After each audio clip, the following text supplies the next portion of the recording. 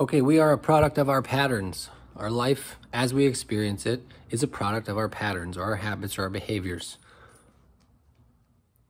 And patterns and behaviors, repeating cyclical things, right? We can pay attention to them long enough to see them for what they are. We can see what's coming when we pay attention to what has come in the past.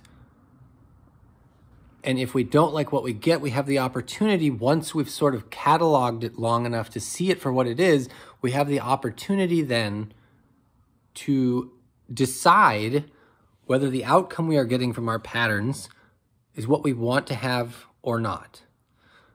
So the entry point to that is recognizing that there are patterns being played out, that there are habits being played out, that you have programming running in your head, in your behavior, in your responses, in your thoughts. Your thoughts even have a pattern, right? And your thoughts are where everything starts. Nothing in your life that you look out and see did not start as a thought.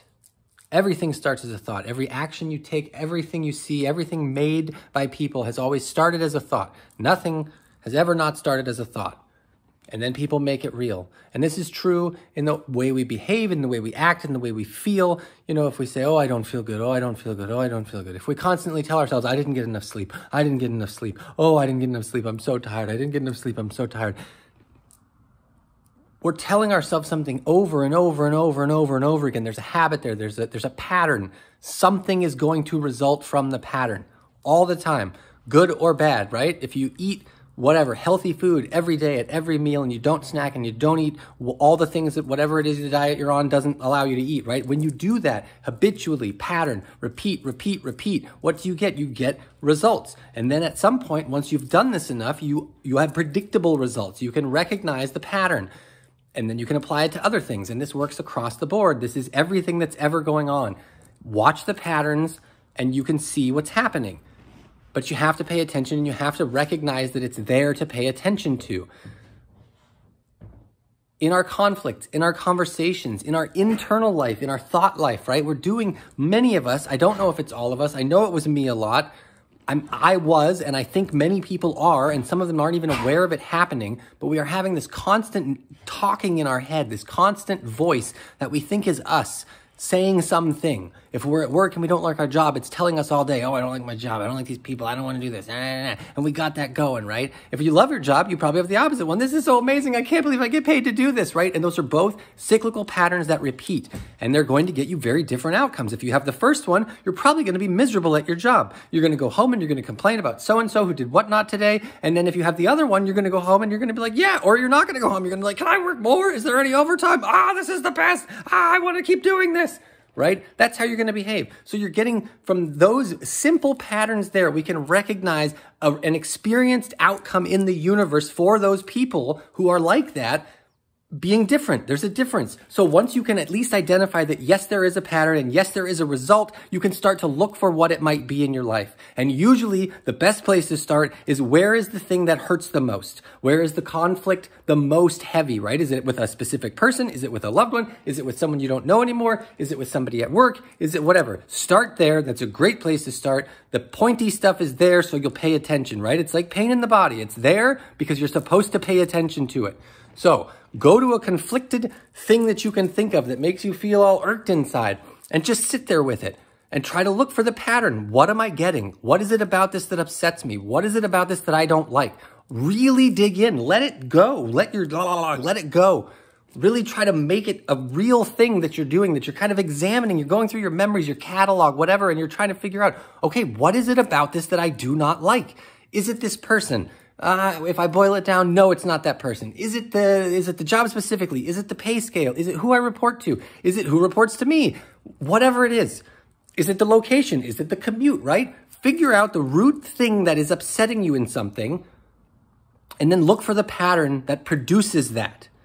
And then if you can recognize the pattern, see if you haven't understood it correctly. Perhaps it's a misunderstanding of the pattern that is creating this outlook or this result, Or perhaps it is exactly what's going on, and then you can have a place to say, do I want to do this and try to change it? Do I want to, the job's an easy experience. Do I want to stay here and try to make it better now that my attitude is different, now that I understand it differently, have a different framework to view it from? Do I want to stay and be better and see what I can do here? Or no, something is going wrong with whatever thing over here. It's too much. I don't want to commute anymore. Okay, it's time for me to go. And at least you can then have a real conversation there and figure out what it is you're trying to do.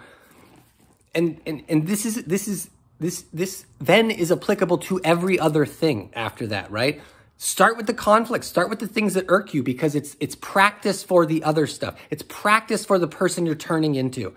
And so once you start to recognize the patterns, once you start to recognize the outcomes, once you start to identify the entirety of it and be honest with yourself about what it is that's actually happening, right? The realities of reality as they are happening, completely separate from the stuff up here and the stuff in here that hurts from the past, that makes you experience it in a certain way. Separate the two and tell yourself the truth. Is the real experience bad, or am I perceiving the real experience through my own lens, which is not yet cleared of past history, trauma, experience, whatever?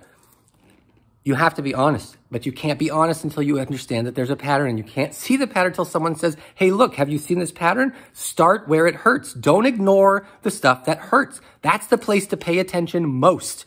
Where does it hurt? Really think about it. Dig in. What is it here that hurts? Why don't I like this? And maybe hurt's not the right word. Why do I get stressed out? Why am I miserable? Why does this make me feel? Whatever the thing is that it makes you feel. And maybe it's a good thing. Maybe you can identify good things. Hey, when I do this, I feel this amazing way, right? You can do it that way too. And then you can reverse engineer that and you can see the pattern. Oh, when I ride my bike every day for an hour and a half up a steep hill, I feel fantastic. For the rest of the day, I feel amazing, and my mental space is good, and my relationship's good, and I have this outlet, and I have this hobby, and I really like the equipment, right? And I have this thing I can go do. All right, and when I do that, I feel great. So now what do I do? Well, the first thing is implement that as many days of the week as you can. If you can only do it once a week, do it once a week. If you can do it every day, do it every day. Habitualize that thing. Make it so that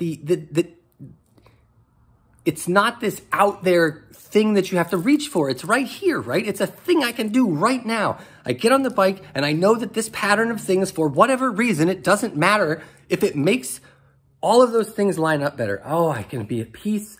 I feel calm. I feel like I have this outlet. I can speak. I have some connection with myself. We have to be connected in our bodies while we're also connected in our minds if we want to shape the person we're turning into. If we don't want to just react as we always have, if we want to shape our personhood into, or whatever, our psychology, our expression of self through this body, if we want to turn that into something different, if we're having experiences that are negatively impacting us or feeling negative in our experienced life on a day-to-day basis, pay attention, find the pattern, tell the truth, and then you have something to do. And you can do it in the positive, right? Ride the bike every day. And then once you do that every day, you're going to see other things and you're going to learn more things, and it's going to get deeper and deeper, and the pattern is going to reveal itself even more. And you can hone this. This is a skill. This is a thing to do. It isn't magic, right? But it takes time. It takes time, and you have to understand it, and you have to digest it, and you have to hear about it. And you should go and find books, and you should read them. Philosophy, spirituality, religious texts. You should really let them do work on you. Take them seriously, read them, and think, why have people through all these ages read these things and held them as valuable? And why have they been passed down? And why are they here? Have they been manipulated by people over time for negative things? Absolutely they have. Absolutely they have. I'm not telling you to not use judgment. I'm not telling you to not be discerning. I'm not telling you to not be willing to recognize that this too should be questioned to some degree, right? It should all be. You should always be skeptical because we can't really ever know anything. But you have an entry point. Habitualize the things that make you feel better. Why do they make you feel better? If you can figure out that pattern, then you can apply that to other things. You can take that and you can go, oh, well, because of the physical exercise. Maybe it's that simple. Maybe simply the wiring you have, physical productive exercise output makes you feel better. That's perfectly reasonable. We evolved as a people that walked a lot and ran a lot from things and after things and climbed things. We were physical beings, and much of our life now is not physical. So it wouldn't be surprising in the least if you took up a physical hobby and you immediately started feeling better in all these ways. Of course you would. That's what you are. You're built for those things. So it's a great example. Take up a physical hobby, recognize how it makes you feel, reinforce the pattern, make it a habit over and over and over again, and then other things improve. And you learn new things about yourself along the way. As you improve, you learn new things. You strive towards new things. Oh, now that it's easy to ride my bike up this hill, can I do it in an hour instead of an hour and a half? Oh, wow, I'm so much lighter. It's so much easier to go up this hill because I'm getting all this exercise. And so the weight I've been wanting to lose for all these years is finally going away. And it's like magic, because if you enjoy riding the bike, it's not work, right? If you don't like dieting, dieting's work. If you don't like exercise, exercise is work. Don't set yourself up to fail. Find the thing that you like. Find the thing that fits whatever the niche is or whatever the entry point is for you to start building the idea of habits. Because these habits and these patterns, they are everything. You don't recognize it all the time in the moment, but everything right now is the result of a bunch of little other things like dominoes falling to right now. And the dominoes never end because you're always riding that wave of the present moment, but you have to recognize that those past dominoes are having an effect on you as this domino here, and they shouldn't necessarily be, right? You might be 50 dominoes down the road, and yet you're being affected in your here, right, by a domino 50 away. It never touched you, right? The momentum got to you. Its effect came this way, but that domino never touched you. And yet you're clinging to it a lot of the time. You're saying, this thing is defining me, that domino back there. Maybe it's your grandpa, maybe it's your parents, maybe it's an ex of some sort, whatever, and you're hanging on to it.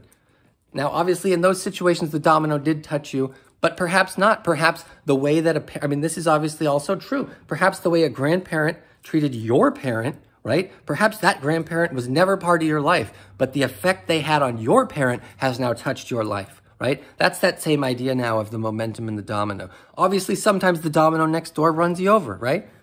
And sometimes it's the one from the past.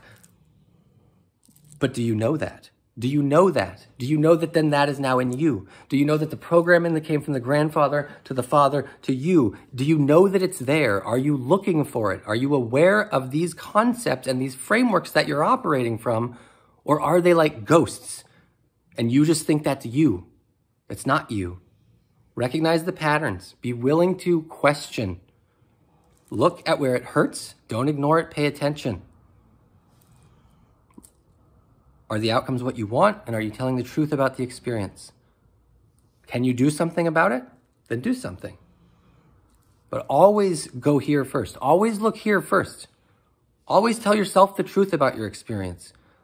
You will have emotional things. I'm not saying you shouldn't or you wouldn't or you can't. No, of course, it's normal. It's natural. It's how I know, because me too. Me too. All the time. All the time. Day after day, all the time. Me too.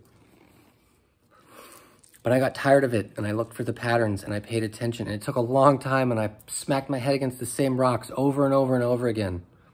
And I'm not there yet, but I'm starting to see the things. I'm starting to see the differences. I'm starting to recognize, oh my gosh, I've accidentally habitualized all these things, and because of that now, however much time later, years later, oh my gosh, the experience is so much different.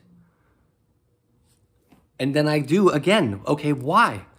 Analyze those years, analyze those patterns. What have I been doing in my life when these things are changing? What have I been doing? What have I been reading? What have I been thinking? What kind of hobbies have I had? What have I been motivated for? What am I doing in these moments versus the other ones? Why is now 5 years down the road better than 5 years ago? How did I do whatever I did that changed is it because my job's different? Is it because my whatever's different? Are my kids older? Maybe it's only that stuff. Maybe it's not any of that stuff. Maybe you've changed. Maybe the work you're doing is having an impact and you're getting better incrementally, but you don't notice, much like when you see yourself in the mirror day after day after day. But a friend sees you and goes, oh, you're so much thinner, your hair's so much grayer, whatever. And you're like, oh, really? I hadn't noticed. Yeah, exactly. We look at it every day, change over time. It's not obvious.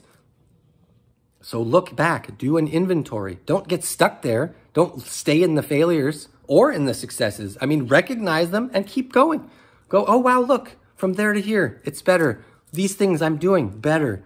I've habitualized X, Y, or Z, and I'm feeling whatever, better. In some incremental fashion that is recognizable when I look at the experience and I tell myself the truth about it instead of viewing it through a broken, traumatized lens from the past. And when I do that, I see that it's better. And I try to look for the patterns. Always look for the patterns. What are you getting? And what are you doing? And what do you want?